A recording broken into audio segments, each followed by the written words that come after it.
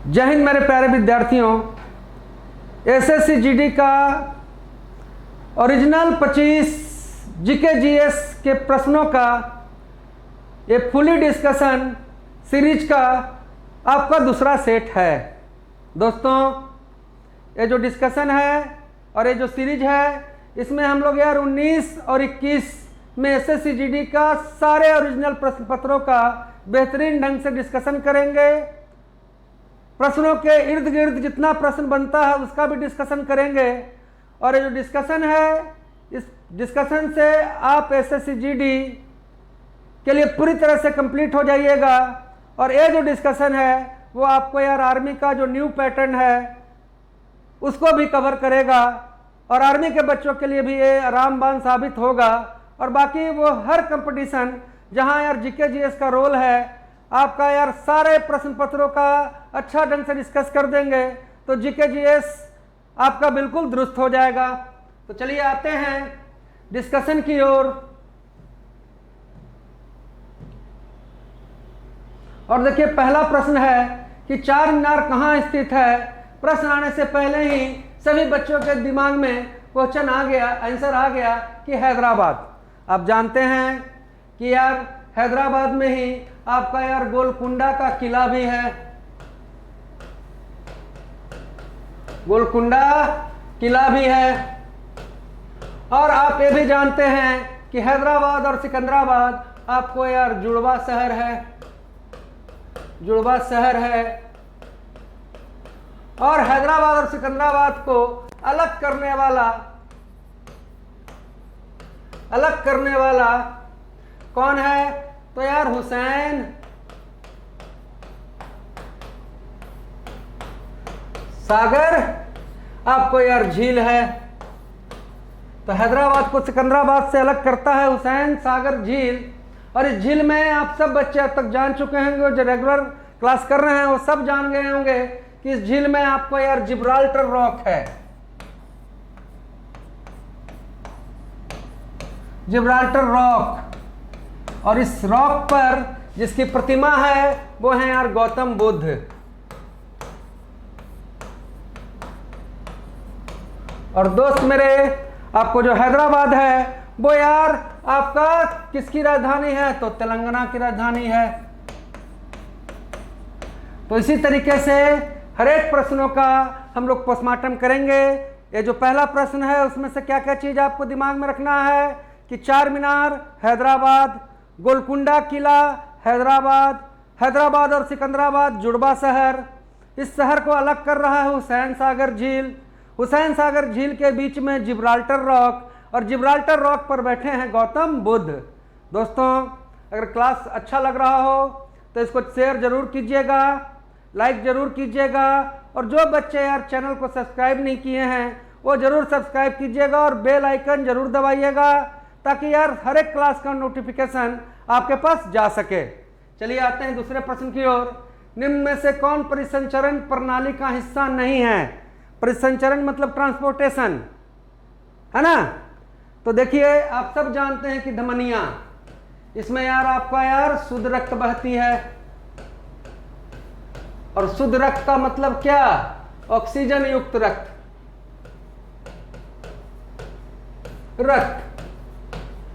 आप जान रहे हैं यार सिराएं, और सिराएं से यार आपको बह रही है क्या? अशुद्ध रक्त। और अशुद्ध रक्त कार्बन डाइऑक्साइड युक्त रक्त, जिस रक्त के अंदर कार्बन डाइऑक्साइड हो। एक चीज आपको दिमाग में डालना है कि धमनी में शुद्ध रक्त और सिरा में अशुद्ध रक्त, है ना। और जो शुद्ध रक्त है वो यार वो ऑक्सीजन युक्त रक्त है। और रक्त और ऑक्सीजन का जो मिलन है वो आपको कहाँ हो रहा है? तो फेफड़ा में यार, आपका यार लंग्स में हो रहा है। अब कहेंगे केशिकाएं। तो केशिकाएं भी परिसंचरण तंत्र का एक हिस्सा है। मान लीजिए यार कि आपका जो ऑर्गन है, मान लीजिए लिवर ही ऑर्गन है, तो धमनी शुद्ध रक्त यार लिवर तक तो ले आया, लेकिन लिवर के अंदर तक रक्त पहुंचाने के लिए, चाहे किसी भी ऑर्गन के अंदर तक रक्त को पहुंचाने के लिए केशिकाएं की आवश्यकता पड़ती है। तो जो केशिकाएं हैं, इससे यार एक पॉइंट आप याद रखिएगा कि इसमें यार शुद्ध रक्त और प्लस अशुद्ध रक्त,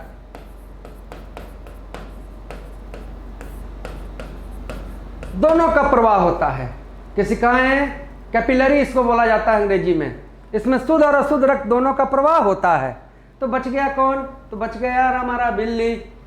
ये आपका कहाँ है? तो ये आपको यार मिलता है छोटी आंत में।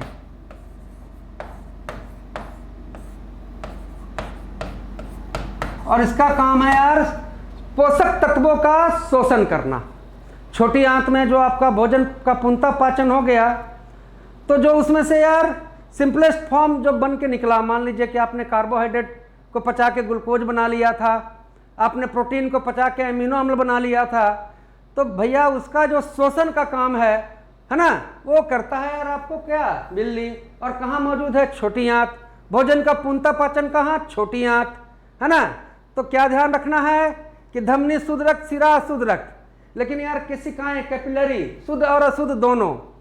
और जो बिल्ली है या बिलाई इसको बोलते हैं, ये आपको मिलेगा कहाँ भाई? तो छोटी आंत में। और इसका काम है यार शोषण करना। चलिए आगे बढ़ते हैं। सर्वश्रेष्ठ अभिनेत्री के लिए 2018 में राष्ट्रीय फिल्म पुरस्कार से किसे सम्मानित किया गया? देखिए भाई 19 का प्रश्न पत्र है, ओरिजिनल है, तो देखिए 2018 है। अब करंट अफेयर में 2018 तो पूछेगा नहीं। अब 2022 का डिसाइड अभी हुआ नहीं है, तो 2021 में यार राष्ट्रीय फिल्म पुरस्कार आपको मिला है यार कंगना रनौत को। फिल्म यार मणिकर्णिका के लिए, मणिकर्णिका के लिए। लेकिन 2018 में ये पुरस्कार आपको मिला था श्रीदेवी को। और फिल्म कौन सा था? मॉम।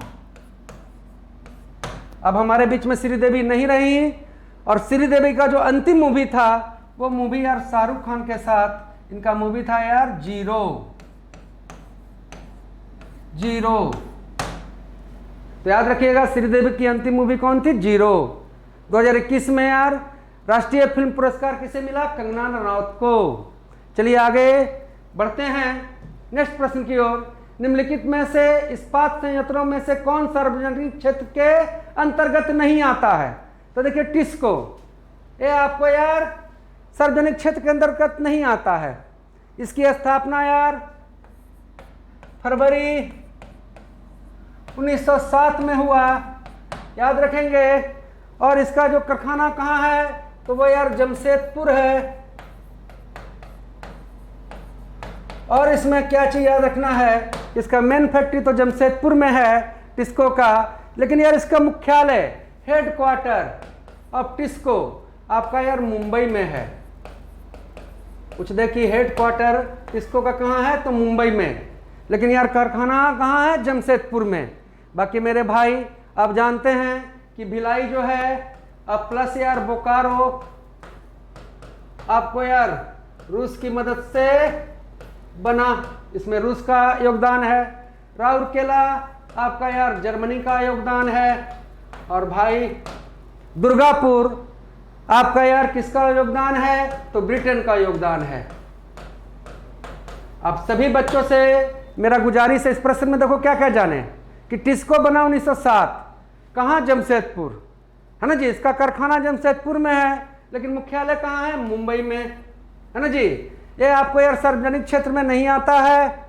उसके बाद हमने यार बोकारो और भिलाई का जाना यार रूस की मदद से, राउरकेला जर्मनी और दुर्गापुर ब्रिटेन। तो मेरा आपसे ही कहना है कि अभी तक के प्रश्नों को आपने देखा होगा, तो ऐसा नहीं है कि एसएससी जीडी में बहुत भयंकर पूछ रहा है। हाँ, कुछ सेट ऐसे आएंगे जहां यार घुमावदार प्रश्न आपको मिलेंगे, निश्चित तौर पर मिलेंगे। तो हम लोग यार हर तरह के प्रश्नों को अच्छी तरीके से करेंगे, और आप इसमें अगर एक्टिव रहिएगा तो आगे जाके यार आपको हर तरह का मैथ का, हिंदी का, रीजनिंग का सारा क्लास हम लोग प्रोवाइड करेंगे। लेकिन थोड़ा सा आप लोग यार पढ़ाई के प्रति इंटरेस्ट बनाइए, जगिए, जो लय आपने यार बनाया हुआ है उस लय को टूटने मत दीजिए। ये लय अगर आप मेंटेन रखेंगे तो आगामी 1 वर्ष में आपको यार बहुत सारा चांस मिलने वाला है। बहुत सारा संभावना है। तो आपके अंदर है संभावना, आपने बहुत मेहनत किया है, तो अपने अंदर के संभावना को खत्म नहीं होने दीजिए। चलिए आगे आते हैं नेक्स्ट प्रश्न की ओर। भारत और श्रीलंका को किसके द्वारा विभाजित किया जाता है? सब बच्चा पहले ही कहा होगा, पाक जलडमरू मध्य। वेरी गुड, पाक स्ट्रेट भी इसे कहते हैं। दोस्त, आप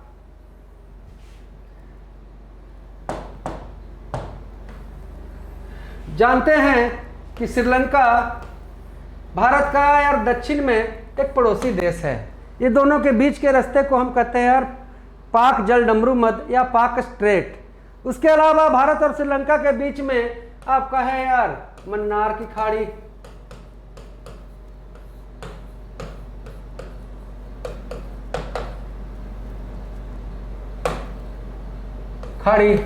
उसके बाद दूसरा आपको याद रखना है यार आदम ब्रिज, जिसे हम राम सेतु भी कहते हैं। उसके बाद यार भारत से जब श्रीलंका जाइएगा तो जो अंतिम बिंदु है यार, सारा चीज आपको प्रीवियसली कराया हुआ है, अगर ध्यान आप दे रहे होंगे तब। धनुषकोटी। और दोस्त मेरे, यहाँ देखो यार तमिलनाडु है, और तमिलनाडु के ऊपर यार आपको आंध्र प्रदेश है। तो इसका जो तटीय क्षेत्र है तमिलनाडु और आंध्र प्रदेश का, इसे हम कहते हैं कोरमंडल। कोरमंडल याद रखेंगे कि तमिलनाडु है ना जी, और आंध्र प्रदेश का जो तटीय क्षेत्र है उसे हम कहते हैं कोरमंडल। इसके ऊपर आंध्र प्रदेश के ऊपर जाएंगे तो आपको यार उड़ीसा मिलेगा, और उड़ीसा का तट आपको पढ़ाया हुआ था, कौन सा तट? उत्कल। और उसके ऊपर जब जाएंगे तो आपको जो समुद्री तट है वो है यार उत्तरी सरकार। तो इस प्रश्न में हम लोग क्या क्या जाने कि भारत और श्रीलंका के बीच के रास्ते को हम लोग कह रहे हैं यार पाक जलडमरू मध्य, पाक स्ट्रेट। भारत श्रीलंका के बीच में है मन्नार की खाड़ी, आदम ब्रिज, राम सेतु। आपको देखिए यार केरल तमिलनाडु का समुद्री तट कोरमंडल, उड़ीसा का उत्कल, और उसके ऊपर आपका रोस्त उत्तरी सरकार। क्लास अच्छा लग रहा हो तो लाइक जरूर कीजिएगा, शेयर जरूर कीजिएगा, और जो बच्चे सब्सक्राइब नहीं किए हैं जरूर सब्सक्राइब कीजिएगा और बेल आइकन जरूर दबाइएगा, ताकि यार यहाँ से जो भी क्लास जाए उसका नोटिफिकेशन आपको पहले मिल जाए। भारतीय रिजर्व बैंक के गवर्नर कौन थे जिन्होंने दिसंबर 2018 में अपना इस्तीफा दिया? भैया उस समय आपको उर्जित पटेल थे, लेकिन बाद 2018 का तो पूछा नहीं जाएगा आपको। वर्तमान में रिजर्व बैंक के गवर्नर आपको कौन है भाई? सब बच्चा जान रहा है, शशिकांत दास। शशिकांत दास। और मेरे बच्चे, रिजर्व बैंक आपका बना कब भाई? तो 1935 में, और मुख्यालय इसका कहाँ है? तो मुंबई। चलिए आगे आते हैं। किस पाकिस्तानी जनरल ने वर्ष 1999 में अपने देश पे सैन्य शासन लागू किया? तो भाई एक महान व्यक्ति थे परवेज मुशर्रफ, है ना। आप याद रखो, आप जानते हैं कि जो कारगिल युद्ध है भारत और पाकिस्तान के बीच में, जिसमें भारत की जीत हुई, और ये खत्म हुए यार 26 जुलाई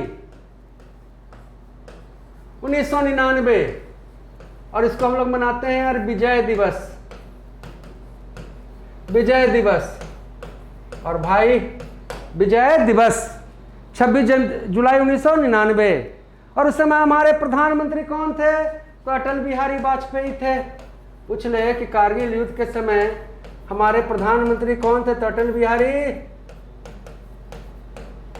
और दोस्त आपको यह भी याद रखना है कि अटल बिहारी वाजपेयी ने यार पाकिस्तान के साथ अच्छा रिश्ता बनाना चाहा, लेकिन यार पाकिस्तान अपने आदत से बाज नहीं आया। अटल बिहारी वाजपेयी ने फरवरी यार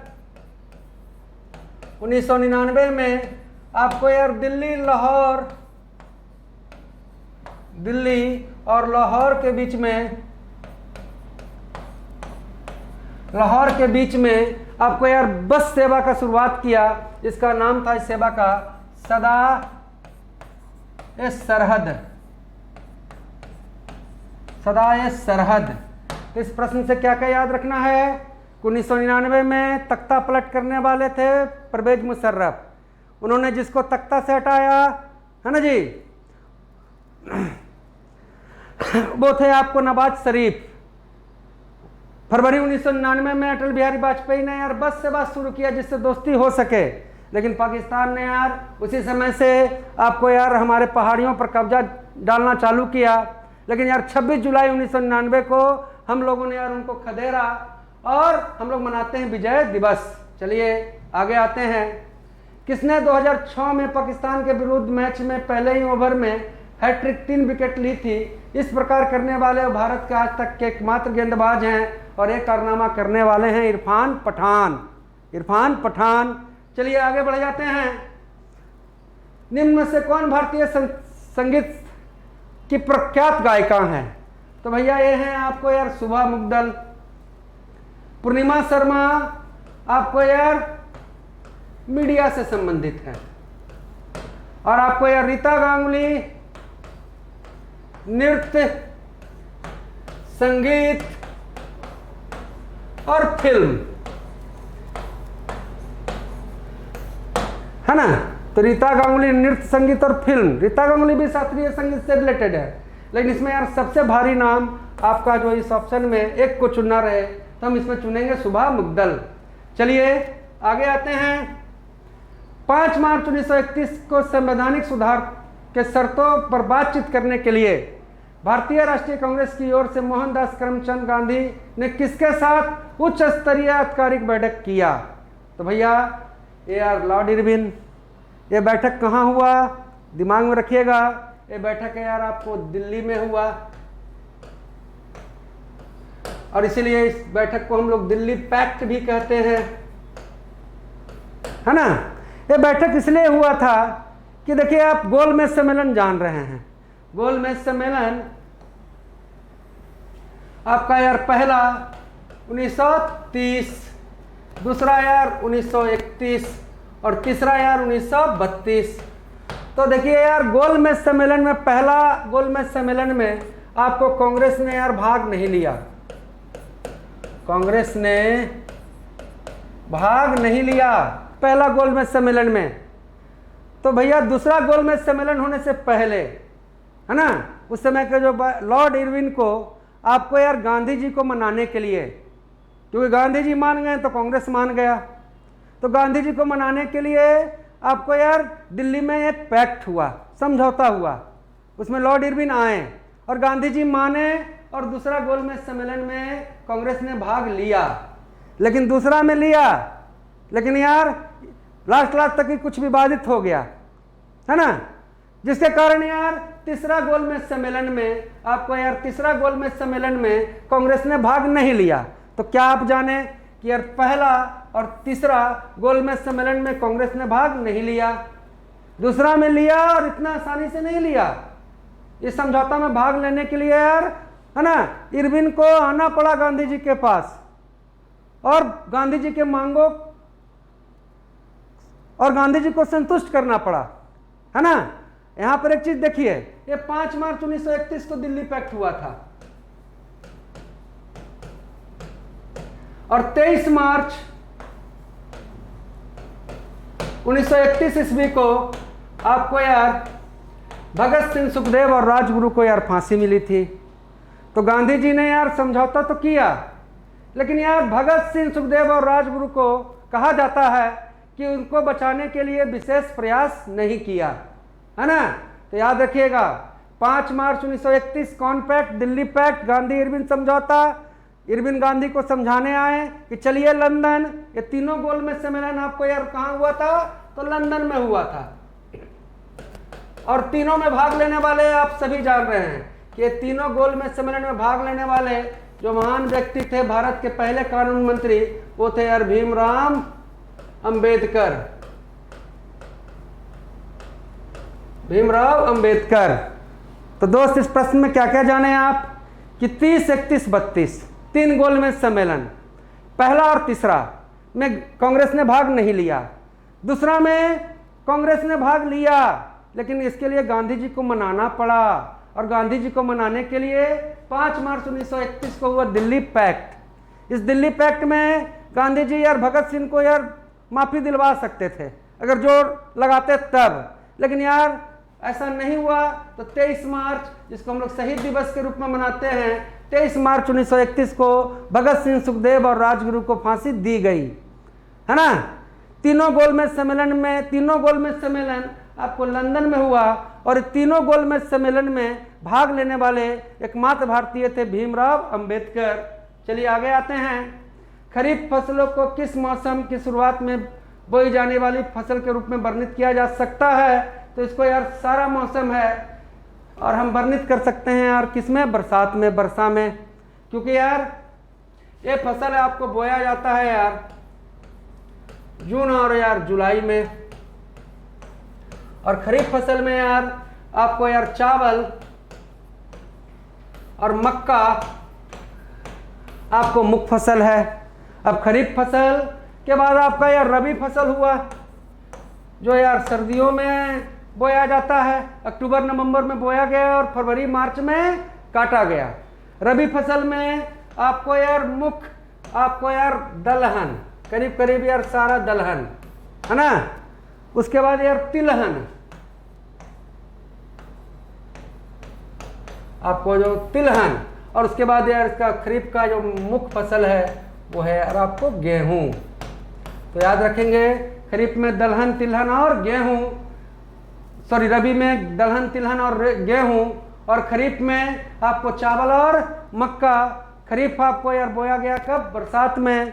तो दोस्त क्लास अच्छा लग रहा हो तो ज़रूर लाइक कीजिएगा, ज़रूर शेयर कीजिएगा, बेल आइकन ज़रूर दबाइएगा, और जो बच्चे सब्सक्राइब नहीं किए हैं ज़रूर सब्सक्राइब कीजिएगा। ये जो सीरीज का जितना भी हम क्वेश्चन करा देंगे आपको 19 और 21 का एसएससी जीडी का, तो समझ लीजिए कि एसएससी जीडी का आपका एक एक प्रश्न जीके जीएस का सॉल्व होगा। और इतना जब कर लीजिएगा तो आर्मी में यार आपका एक प्रश्न कहीं से छूटेगा नहीं, आप कंप्लीट हो जाइएगा। और किसी भी कंपटीशन में जीके जीएस में आपको बिल्कुल आइडिया लग जाएगा कि किस ढंग से यार प्रश्न पूछा जा रहा है। और क्वेश्चन का पोस्टमार्टम हम लोग यार इसी रूप में करेंगे। चलिए, नीली क्रांति किससे संबंधित है? सब बच्चा जान रहे हैं यार कि नीली क्रांति यार मत्स्य उत्पादन, हाँ जी। चलिए, ये सारा क्रांति आप लोग जानते हैं, तो आगे बढ़ जाते हैं। बनारस हिंदू विश्वविद्यालय की स्थापना किसने किया? और एक एक बच्चे के यार आंसर आ गया होगा, पंडित मदन मोहन मालवीय। कब? 1916 ईस्वी में। पूछा कि कब हुआ? 1916 में। लेकिन यार अलीगढ़ मुस्लिम यूनिवर्सिटी AMU का स्थापना करने वाले थे सर सैयद अहमद खां। और कब? तो यार 1875 ईस्वी में। देखिए, बनारस हिंदू विश्वविद्यालय के बारे में थोड़ा सा जानकारी आपको और रखना है। पंडित मदन मोहन मालवीय ने यार इसका किया स्थापना, लेकिन ये विद्यालय पहले से ही बना हुआ था, ये कॉलेज पहले से ही बना हुआ था, और इसका नाम था आपको यार सेंट्रल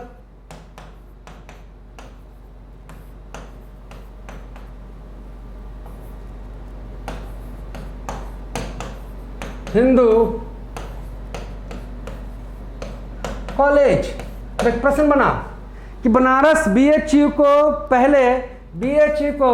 पहले यार किस नाम से जाना जाता था? तो सेंट्रल हिंदू कॉलेज। और ये बेटा बना था 1898 ईस्वी में, 1898 ईस्वी में। और बनाने वाले कौन थे? तो यार पहला नाम एनी बेसेंट।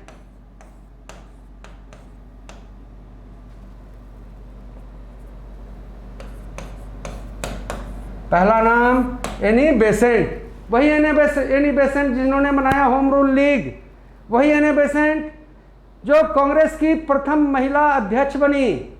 और एनी बेसेंट के साथ इस कॉलेज को बनाने वाले जो दूसरे व्यक्ति थे वो थे यार आपको आर्थर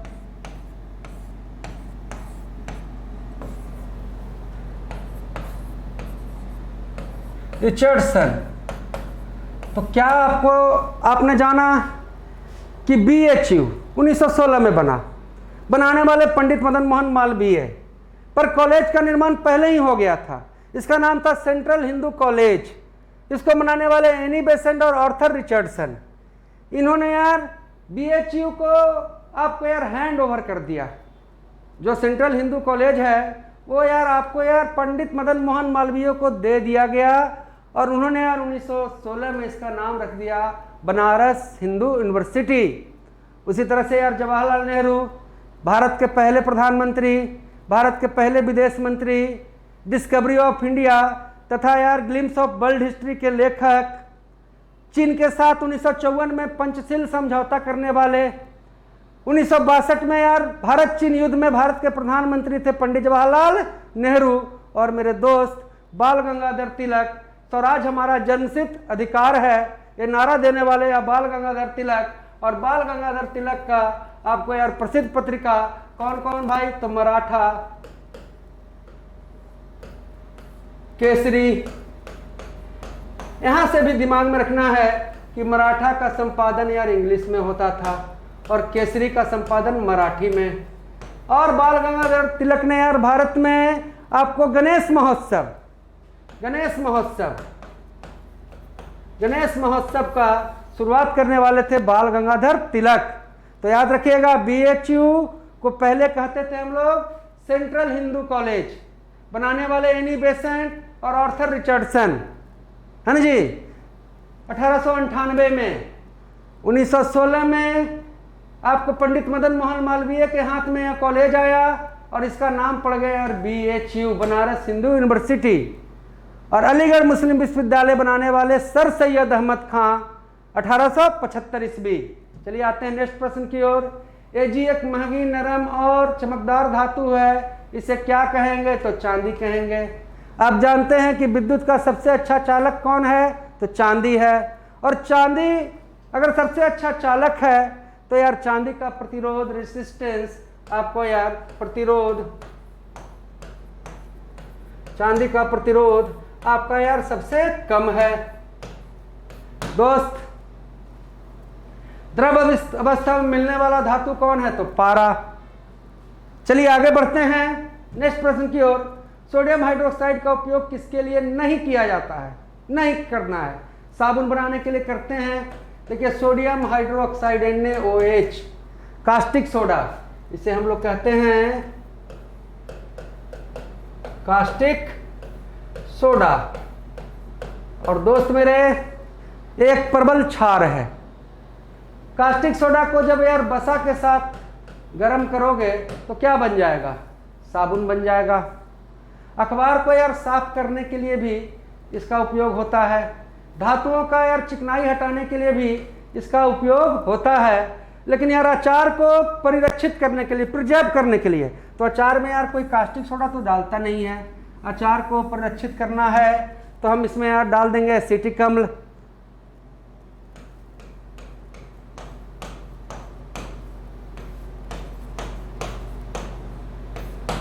है ना जी। अचार को संरक्षित करने के लिए दो तरह का अम्ल याद रखिएगा, एसिटिक अम्ल और बेंजोइक अम्ल।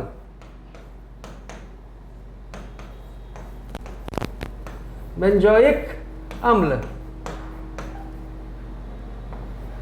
तो संरक्षित करने वाले चीज में आपका एसिटिक अम्ल और बेंजोइक अम्ल।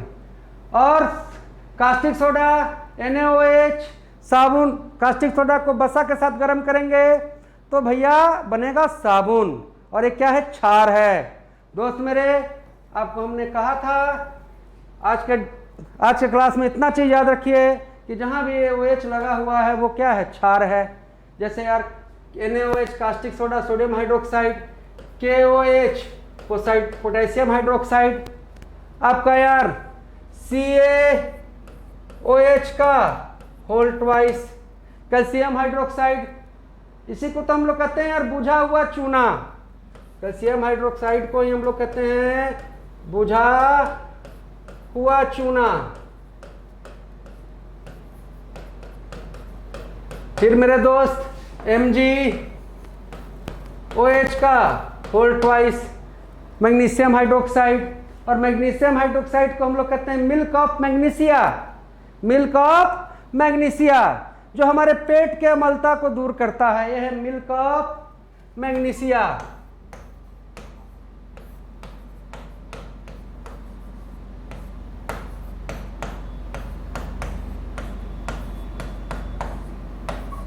और ये हमारे पेट के अम्लता को दूर करता है। तो चलिए, आप जानते हैं कि अम्ल और क्षार एक दूसरे का दुश्मन होता है। हम लोग के पेट में मिलता है हाइड्रोक्लोरिक अम्ल। जब हाइड्रोक्लोरिक अम्ल का मात्रा बढ़ जाएगा तब हम अगर मिल्क ऑफ मैग्नीशिया, जो आप अम्लता बढ़ने पर, एसिडिटी बढ़ने पर आप लोग जो इनो पीते हैं उसमें है यार आपको मैग्नीशियम हाइड्रोक्साइड। जैसे ही आप इनो पीते हैं तो देखते हैं कि पूरा आपका जहाँ जहाँ से वो गुजर रहा है सब एसिड को न्यूट्रलाइज करते हुए बिल्कुल पेट में आपको ठंडक दिलाता है। मैं फिर से कह रहा हूँ कि आप बिल्कुल लय में थे, अपने संभावना को ख़त्म नहीं करना है, मेहनत करना है। अगर मेहनत कंटिन्यू करके रखिएगा तो आने वाले समय में यार बहुत वैकेंसी है, आपके लिए बहुत अच्छा और लाभदायक होगा। चलिए आगे बढ़ते हैं। फरवरी 2019 को बीसीसीआई के कार्यवाहक अध्यक्ष कौन थे? तो देखिए यार, 1919 से हम लोग को नहीं लेना है। वर्तमान में बीसीसीआई के अध्यक्ष हमको हैं यार सौरभ गांगुली। वर्तमान में बीसीसीआई के अध्यक्ष कौन हुए? सौरभ गांगुली। आते हैं नेक्स्ट प्रश्न की ओर। सबसे बड़ा नदी द्वीप माजुली द्वीप निम्न में से किस नदी पर है? तो दोस्त, दुनिया का सबसे बड़ा नदी द्वीप माजुली द्वीप आसाम में आपको यार किस नदी पर? तो ब्रह्मपुत्र। ब्रह्मपुत्र। और ये माजुली है जो आसाम का यार सांस्कृतिक राजधानी है। और क्या विचित्र बात है कि दुनिया का यार सबसे बड़ा नदी द्वीप माजुली द्वीप अगर ब्रह्मपुत्र आसाम में है तो दुनिया का यार सबसे छोटा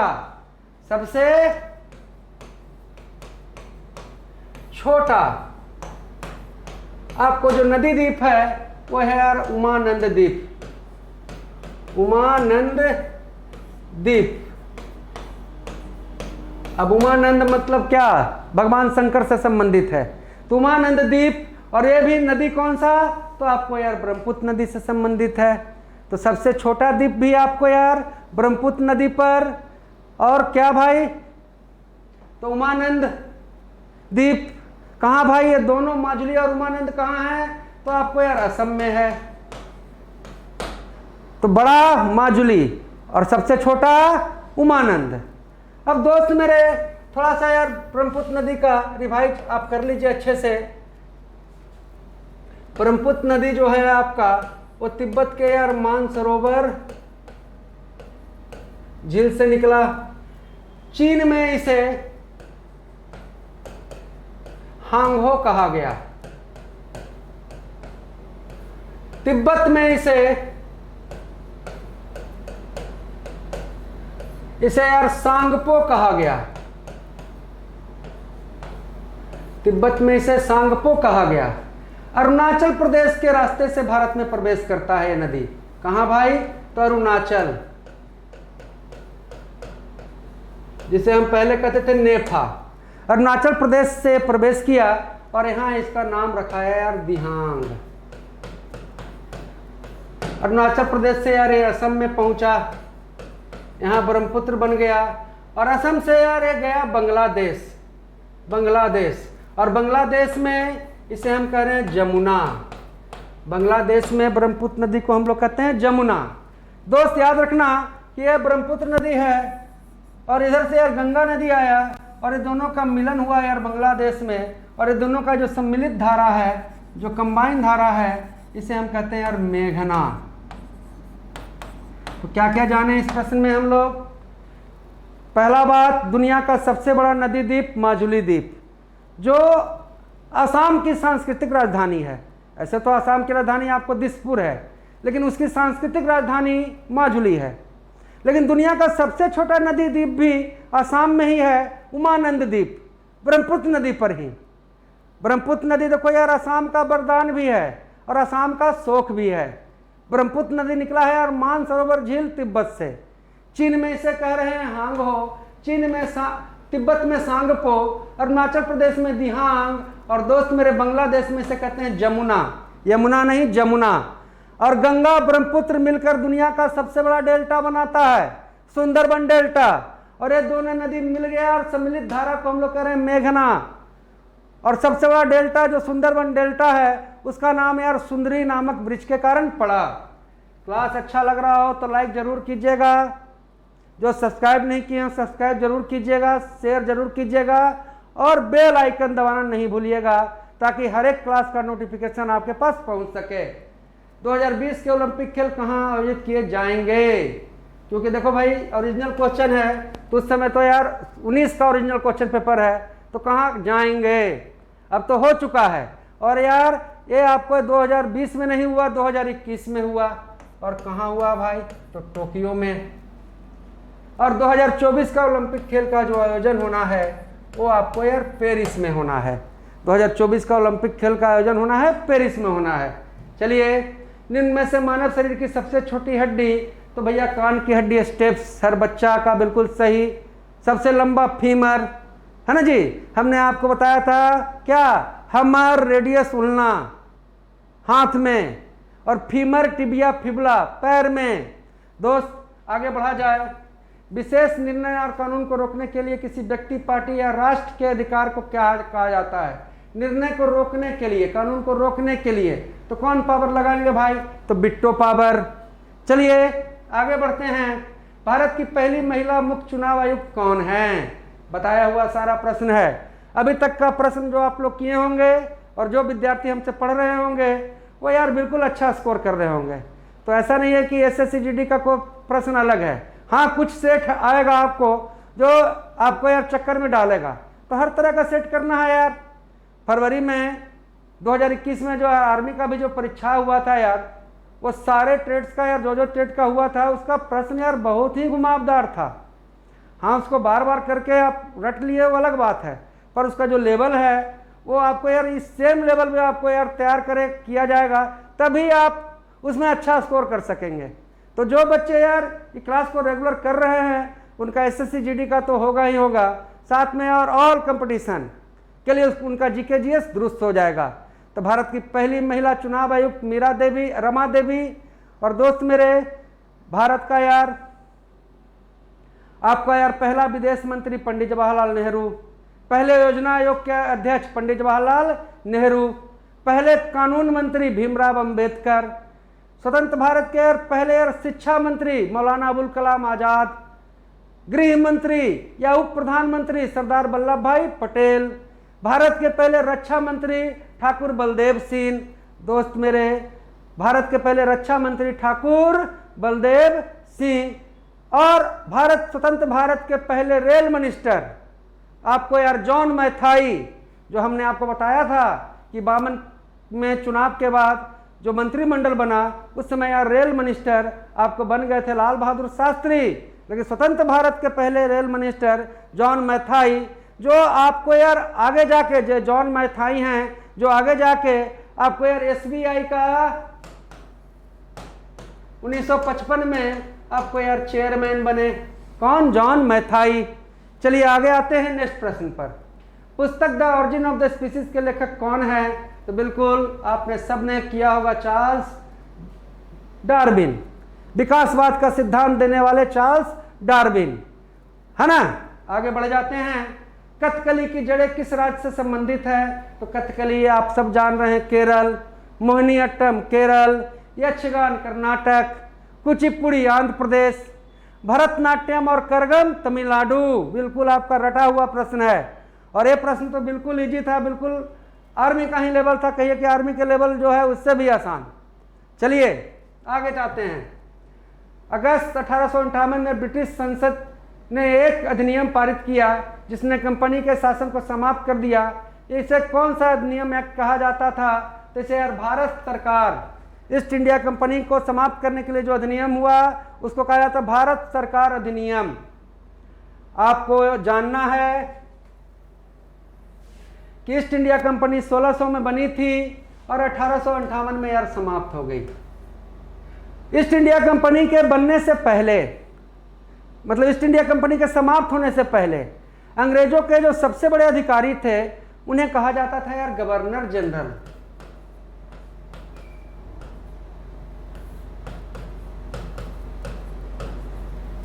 और उसके बाद जब ईस्ट इंडिया कंपनी समाप्त हो गया तो नहीं कि हम आज़ाद हो गए भाई।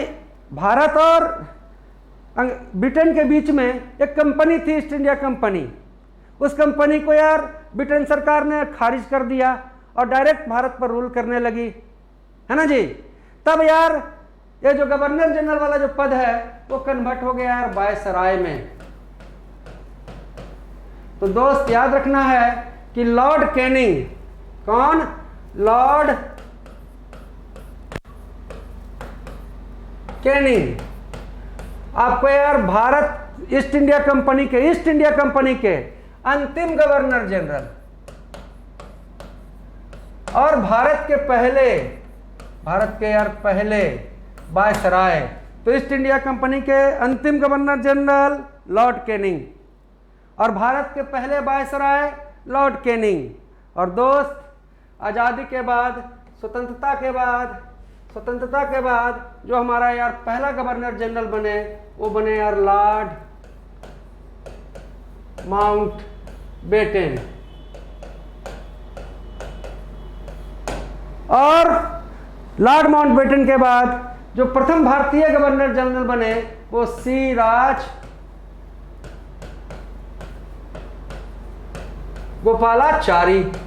तो यहां आपको याद रखना है कि स्वतंत्र भारत के पहले governor general Lord Mountbatten, Bharat के पहले भारतीय गवर्नर जनरल सी राजगोपालाचारी। और यहां से एक और प्रश्न बन गया कि भारत का, देखो उसमें था ईस्ट इंडिया कंपनी का अंतिम गवर्नर जनरल पूछेगा तो लॉर्ड कैनिंग, लेकिन पूछा जाए कि भारत का अंतिम गवर्नर जनरल वो आपको सी राजगोपालाचारी होंगे, क्योंकि इनके बाद गवर्नर जनरल कोई नहीं बना। तो एकमात्र भारतीय गवर्नर जनरल और भारत के अंतिम गवर्नर जनरल कहलाएंगे। चलिए आगे आते हैं। भारतीय रेगिस्तान में पश्चिमी क्षेत्र में स्थित है। अब देखो यार पश्चिमी क्षेत्र में, अब नीलगिरी की पहाड़ी आपको यार दक्षिण भारत में, हिमालय में, कैमूर यार आपको यार झारखंड में। तो यार पश्चिमी क्षेत्र में आपको कौन पहाड़ी है? अरावली, भारत की सबसे पुरानी पहाड़ी। और बच्चे अरावली पहाड़ी से ही नज़दीक क्या है भाई? तो थार, भारत का सबसे बड़ा मरुस्थल। क्लास अच्छा कैसा लगा हो कमेंट कीजिएगा, अच्छा लगा हो लाइक कीजिएगा, शेयर कीजिएगा। जो बच्चे सब्सक्राइब नहीं किए इसको जरूर सब्सक्राइब कीजिएगा और बेल आइकन जरूर दबाइएगा ताकि यार क्लास का नोटिफिकेशन आपको मिल सके।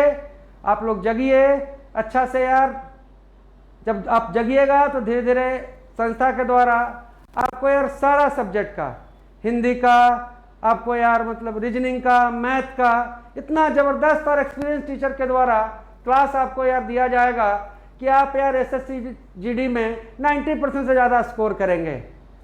तो एक गुजारिश है आपसे कि अपने यार पढ़ाई के लय को मत छोड़िए, मेहनत करना नहीं छोड़िए, आप कंटिन्यू रहिए, मेहनत करते रहिएगा, एक दिन जीत आपका यार पक्का होगा। आप सभी को जय हिंद, जय भारत।